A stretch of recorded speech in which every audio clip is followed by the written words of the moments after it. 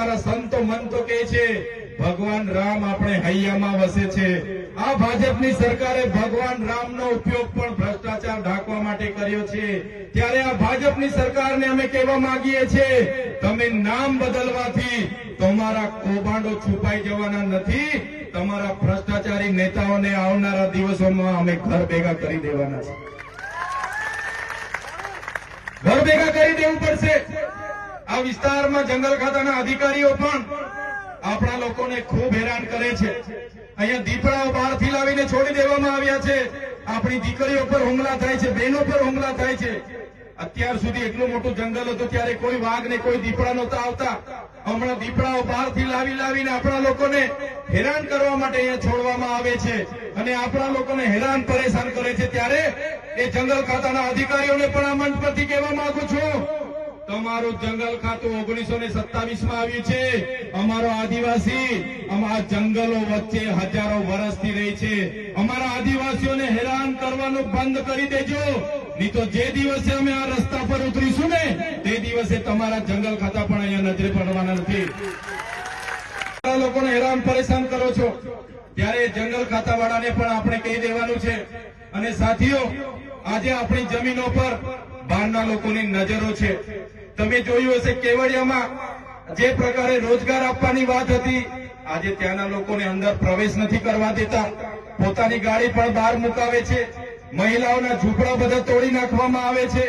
અમને વિકાસ સાથે કોઈ વાંધો નથી, વિકાસ બધાનો જ કરો, અમારો પણ વિકાસ કરો, પણ જે વિકાસના નામે અમારા લોકોની જમીનો છીનવવાની વાત કરે છે આ સરકાર, ત્યારે સરકારને પણ હું કહેવા માંગુ છું આ મંચ પરથી કે વિકાસના નામે હવે પછી જો તમે કોરિડોરમાં અમારા લોકોની જમીનો લેવાની વાત કરશો, હાઈ ટેન્શન લાઈનોમાં જમીનો લેવાની વાત કરશો, હાઈ સ્પીડ કોરિડોરમાં જમીનો લેવાની વાત કરશો, ડેમોના નામે જમીનો લેવાની વાત કરશો, તો અમે એક પણ ઇંચ જમીન આપવાના નથી।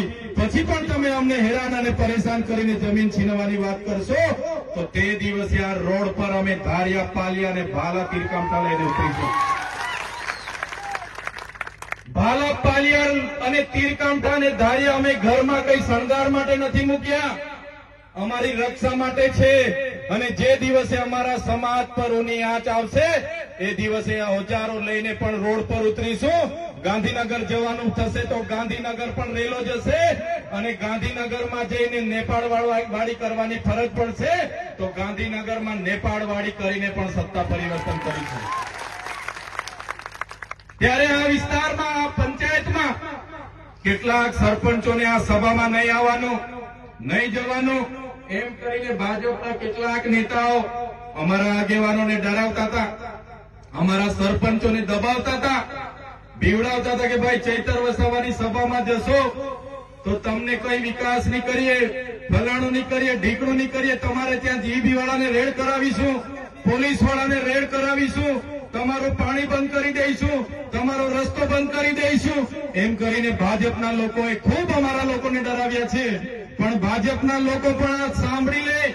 આ મંચ પરથી ભાજપના લોકોને પણ કહેવા માંગુ છું આ કોંગ્રેસના લોકો નથી, આ આમ આદમી પાર્ટી ચૈતર વસાવાના લોકો છે। અમારા લોકોને હેરાન પરેશાન કરવાનું જો તમે કોશિશ પણ કરશો, અમારા એક પણ સરપંચને, એક પણ આગેવાનને હાથ લગાડવાની જો તમે કોશિશ કરશો તો તમારા બધાના અમે મોર બોલાવી દઈશું, મોર। અમે કોઈને છોડીએ નહીં, કેમ કે અમે તમારા જેવા કોઈનું ખોટું કરતા નથી। અમારે કોઈના રોડના પૈસા ખાવા નથી, અમે કોઈ તલાવડીનો કૌભાંડ કર્યો નથી, અમે કોઈનું લૂંટેલું કર્યું નથી, અમારી સાથે બુટલેગરો નથી, અમારી સાથે જમીન માફિયાઓ નથી, અમે સાફ સભીના માણસો છે। અને અમારા જેવા ઈમાનદાર લોકોને સંશેડશો તો આવનારા દિવસોમાં ભાજપ અને કોંગ્રેસના લોકો સામે પણ આરપારની લડાઈ થશે। કેટલાક દિવસોથી આ વિસ્તારમાં કેટલાક કોંગ્રેસના નેતાઓ ભ્રમ ફેલાવે છે, પ્રચાર કરે છે કે ભાઈ ચૈતર વસાવાના અમે સાથે જ છે, અમે સાથે જ લડવાના।